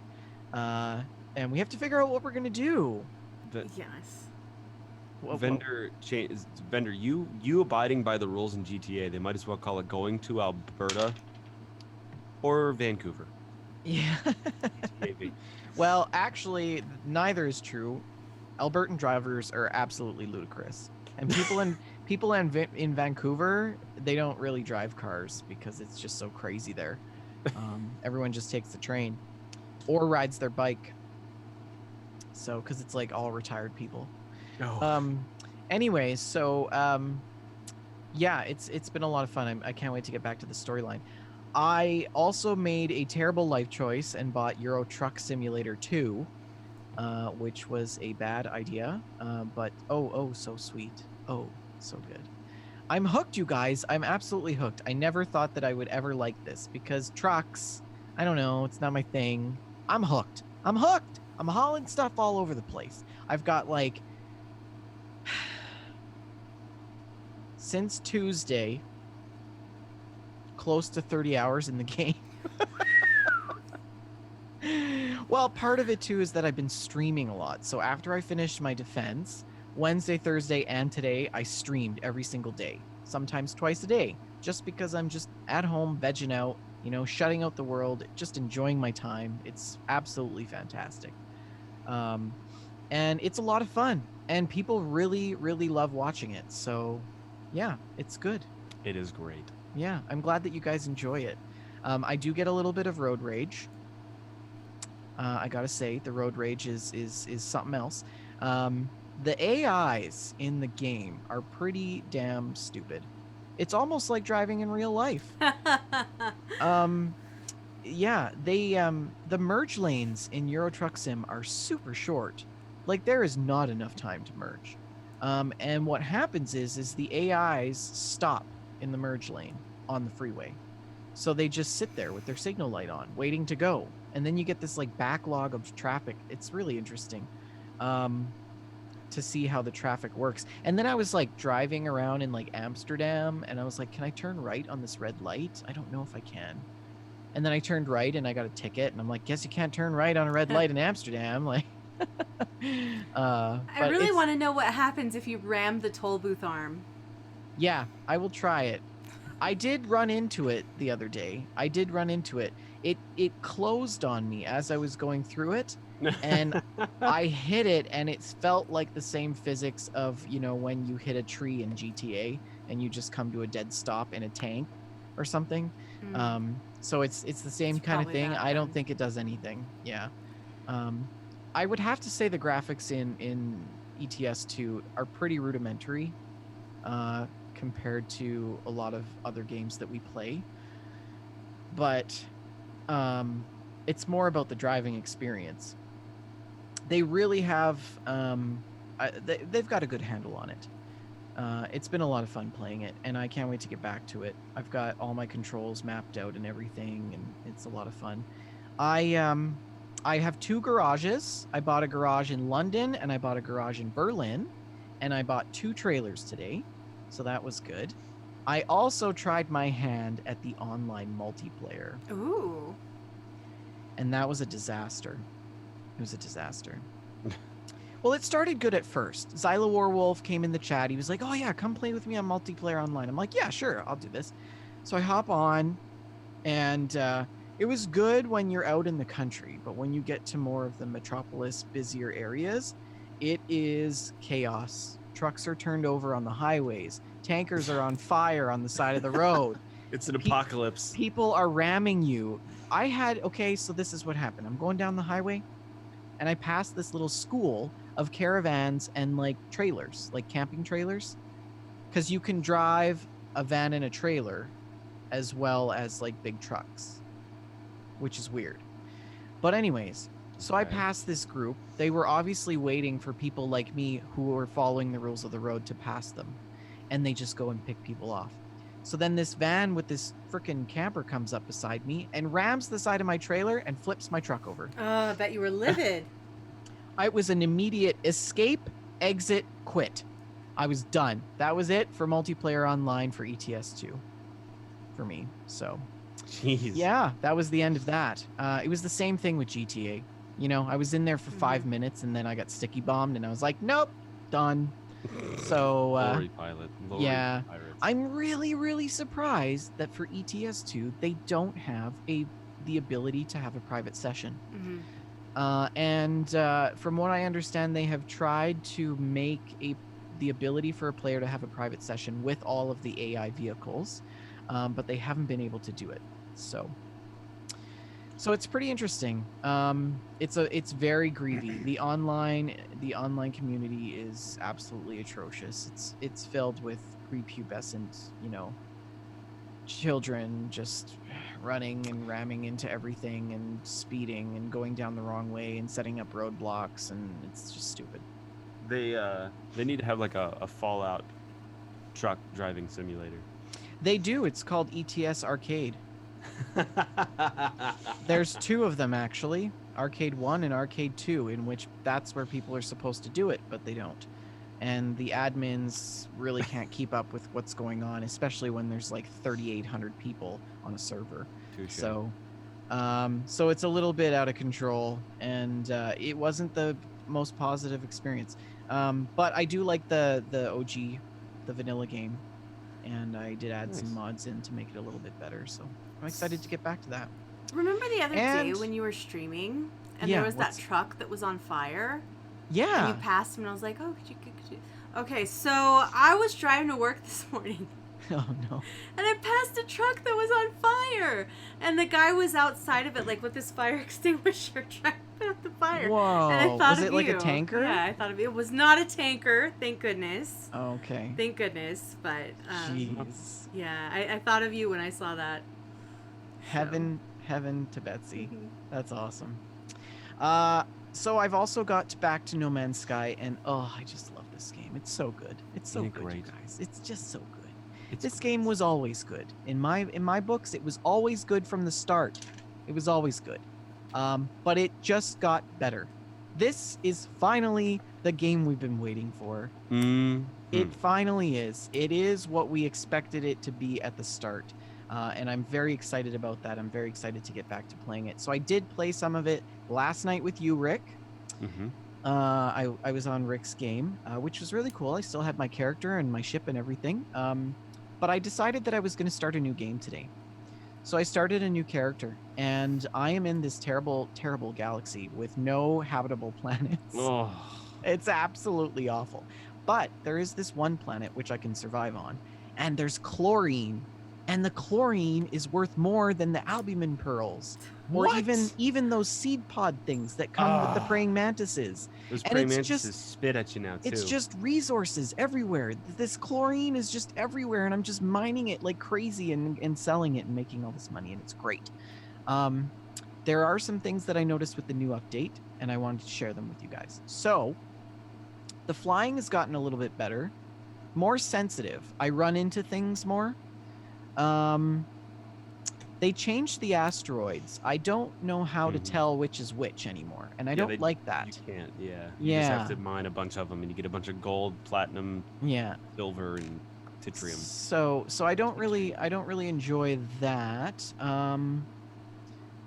The space station is interesting. The NPCs now walk around, so that's kind of a cool thing. And I would also want to add, and I complained on Twitter to Sean Murray, I said the space stations are too loud. I love that you took this complaint directly to Sean Murray. Oh, yeah. Excuse me, sir. Excuse me, I need to tell you something. Mr. Murray. We need to talk, you and I. Well, in my experience, you always get more traction on Twitter with problems. So I tweeted him out and I said, the new audio sound file for the space stations are not an improvement.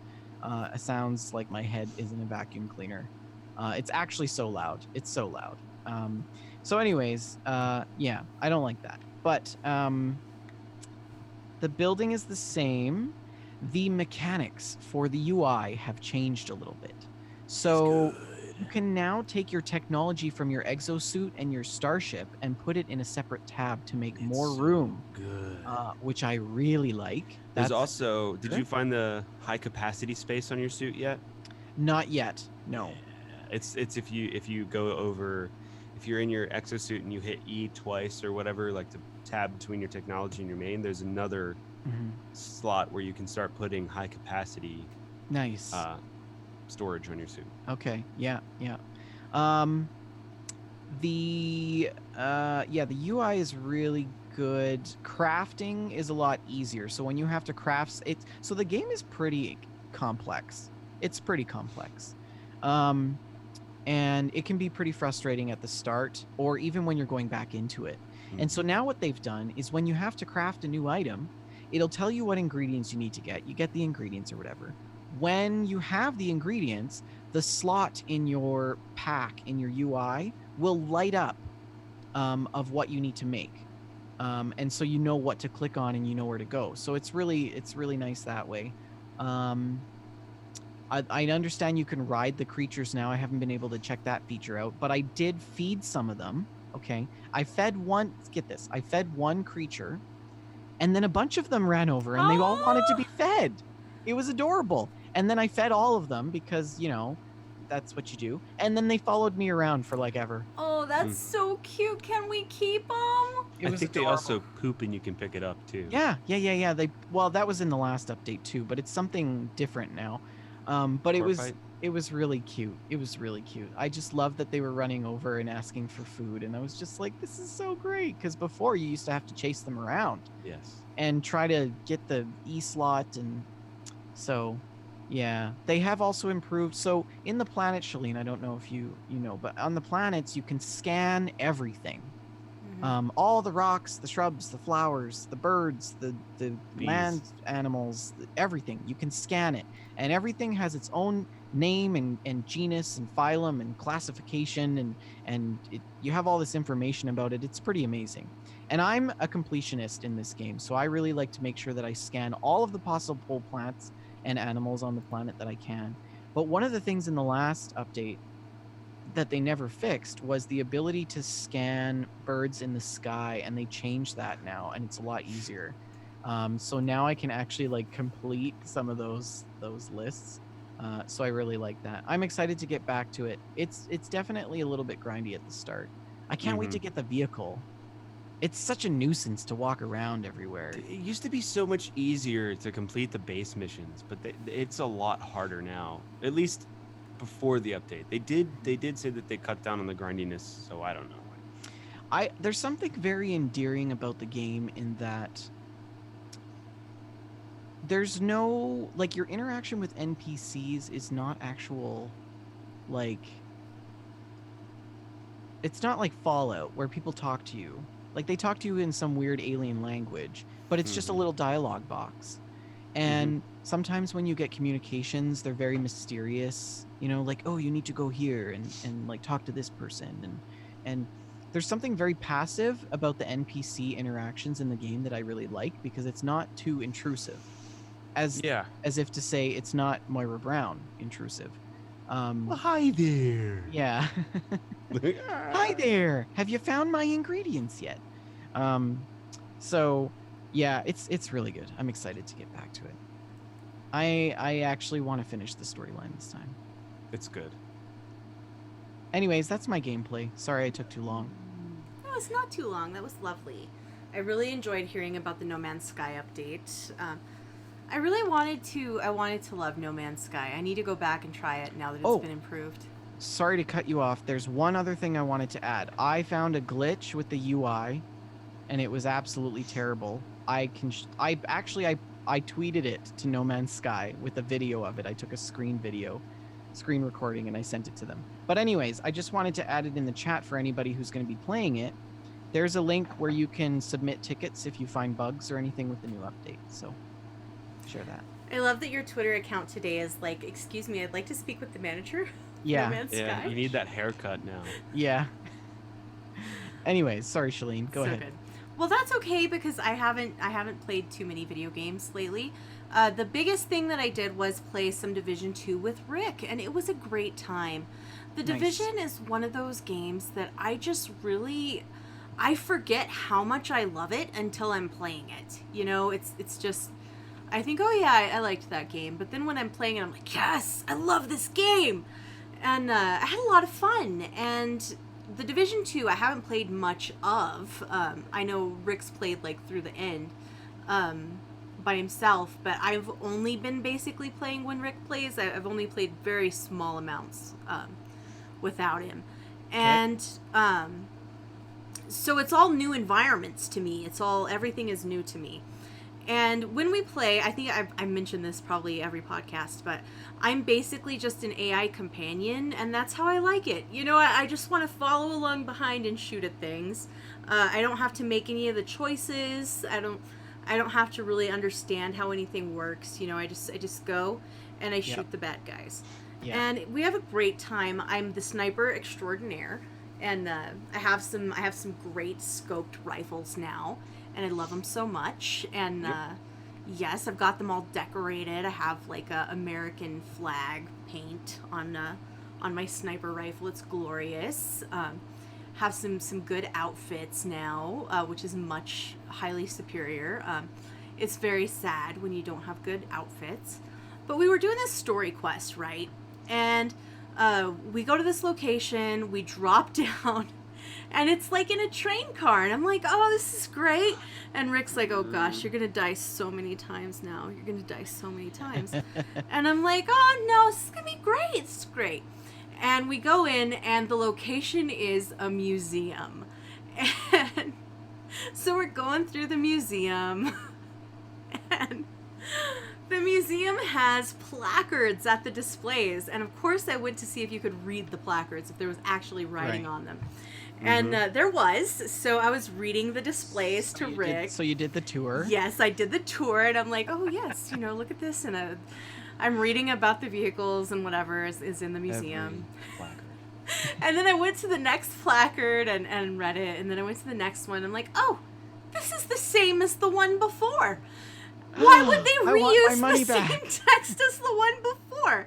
And Rick is like, they don't expect you to read them. Can we go do the mission now? Oh, man. But Rick was very patient. He was very patient while I read every display in the museum. Oh, and, that's so good. Yeah, well, she's my sniper. I need her with me, so. Yeah. But yeah, it was good. It was good. And I'm kind of getting back into the swing of things with my sniping, and it's really fun. I love this game. It's glorious. That's good. I'm glad we had you like it. Time. We had a great time touring the museum. We took some lovely screenshots together. Something that bothers me in the screenshot mode, the photo mode.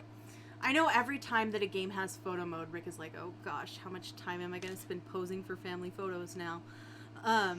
No Man's Sky has a really good photo mode, by the way. Yes, it does. Something that bothers me about the Division's photo mode, and I know you're listening out there, the Division 2 developers, so I want you to work on this. Rick can pose. He can do his emotes while I am in screenshot mode taking a screenshot. But I cannot do emotes while we're taking the screenshot. So Because you're the one holding the yes, camera. but he's doing fun, cool stuff, and my character's just standing there like this. Standing there like a lump. It's really disappointing. I want to do cool funny. stuff too for the photo. And, like in Fallout 76, you have the poses that you can Right, do in photo right. mode, which are greatly superior. But anyways, Division 2 was great. Enjoyed the museum, but I see you reusing those assets, Massive Entertainment. I see you reusing those assets.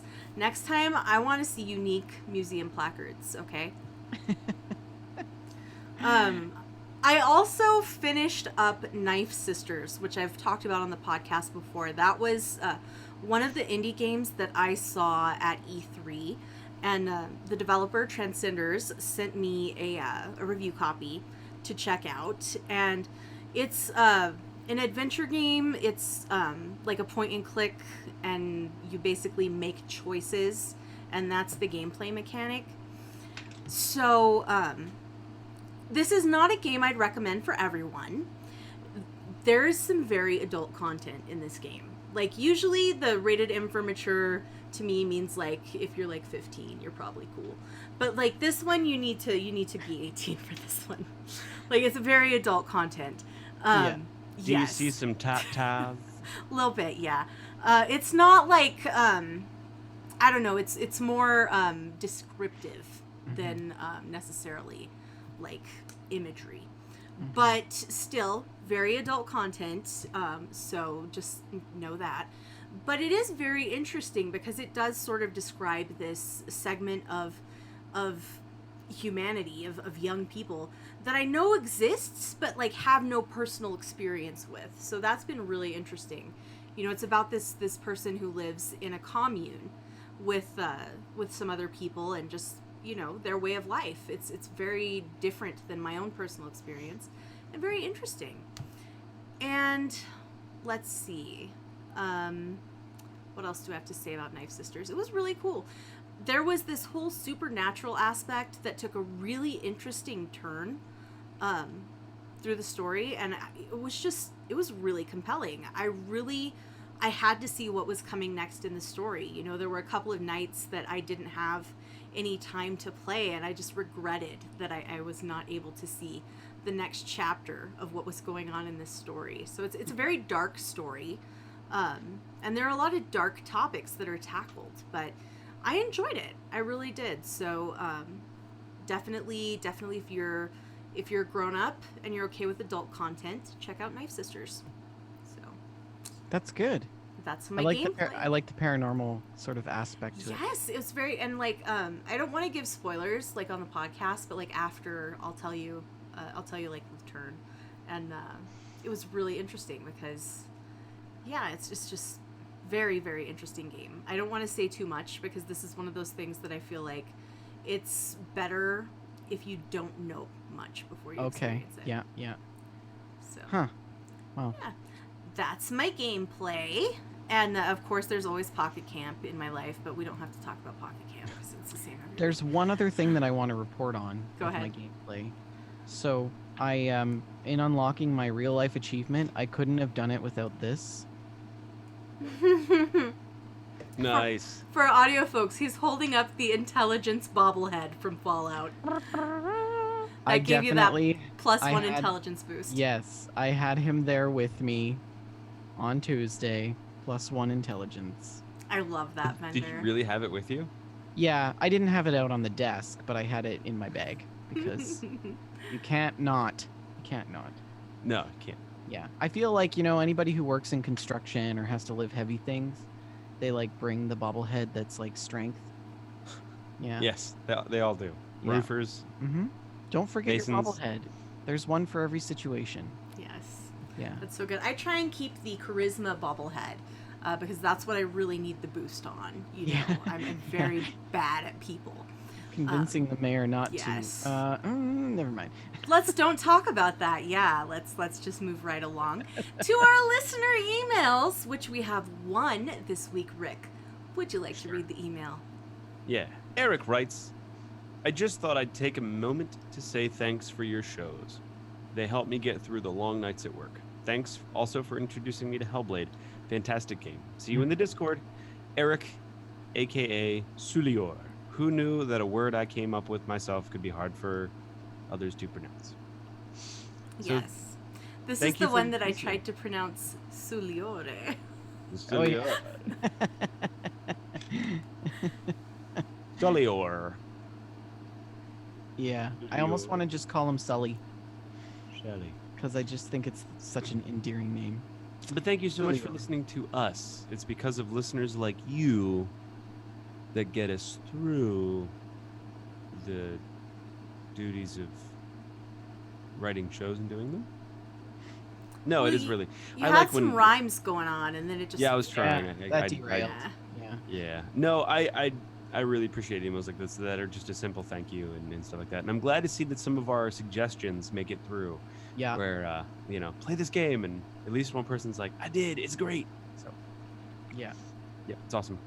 Yeah, it's great. And if you guys want to send us an email, all you got to do is send your messages to info@wejustlovegames.com, and we will read them out on the show.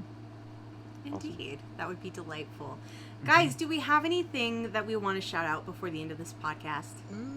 Oh, I mean, we've got all kinds of stuff. Why don't you start, Shalene? Okay, so that Fallout show is happening next week, right here on this very Twitch channel, twitch.tv/WeJustLoveGames.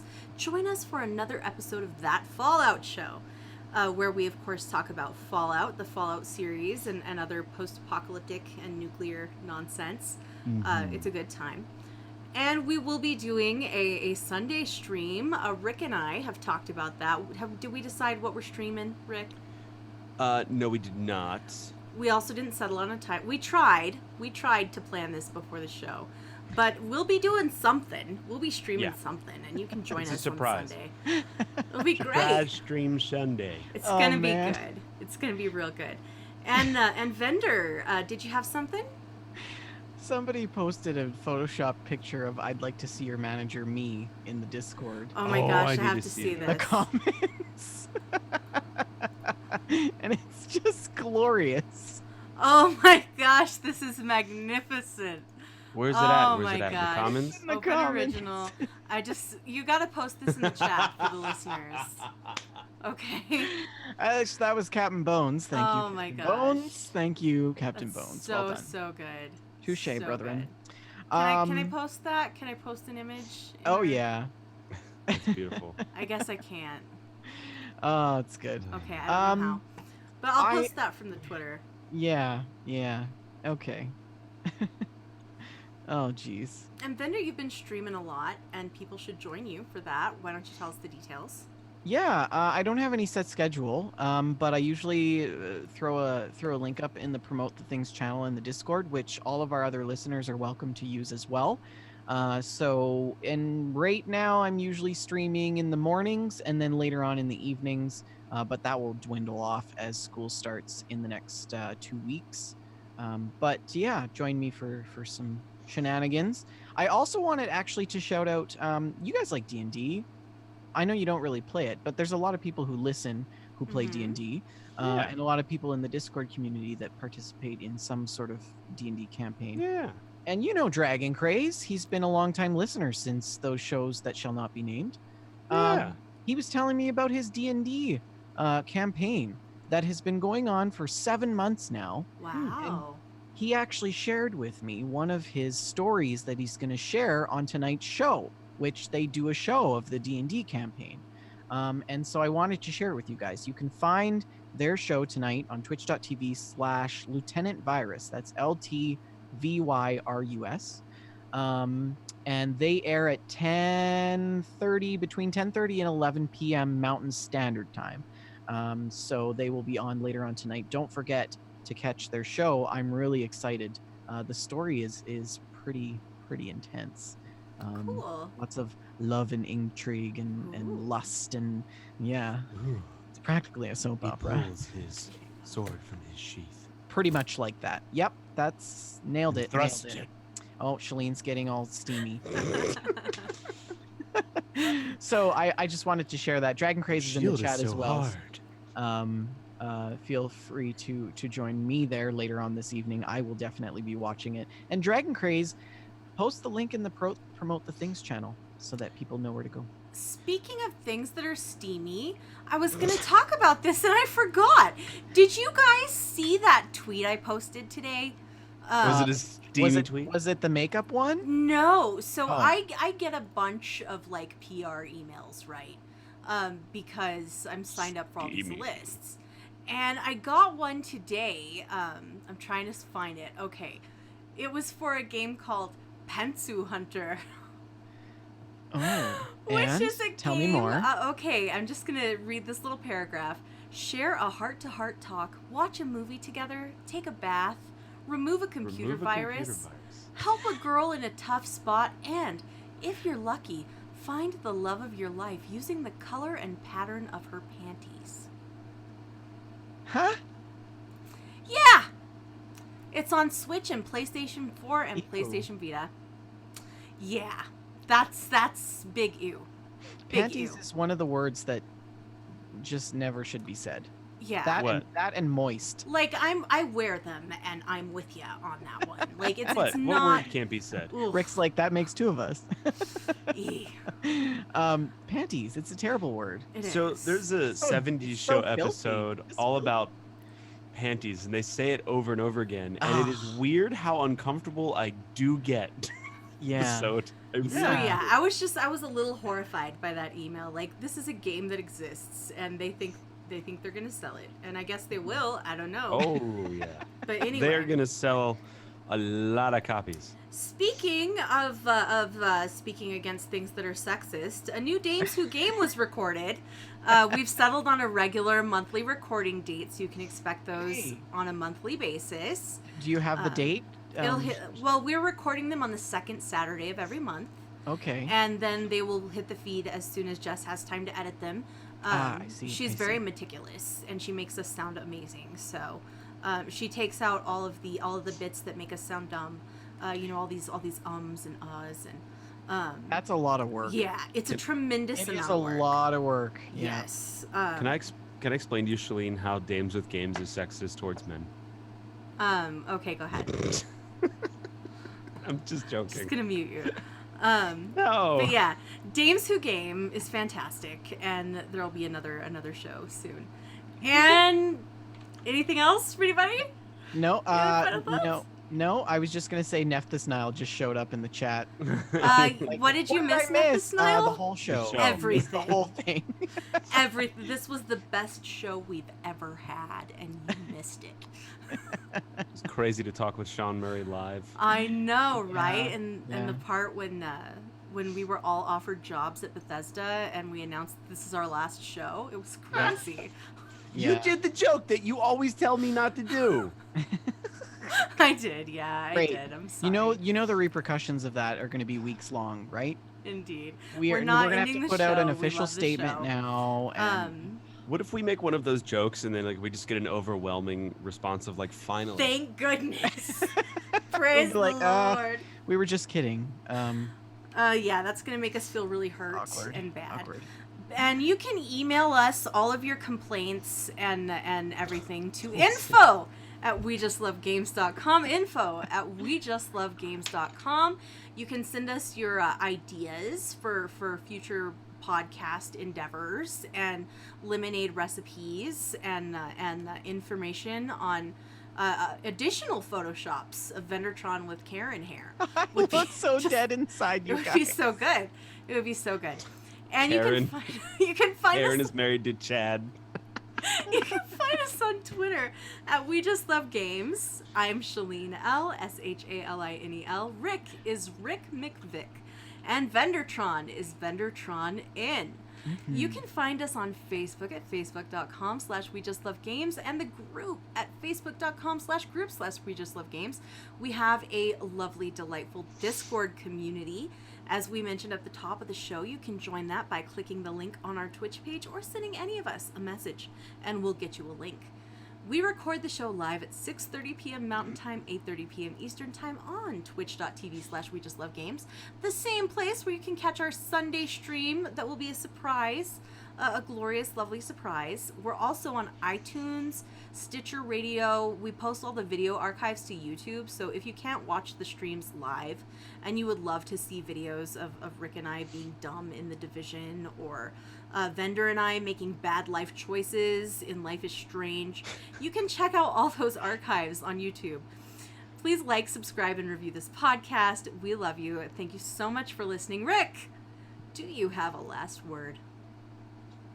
Moist panty. Oh, no.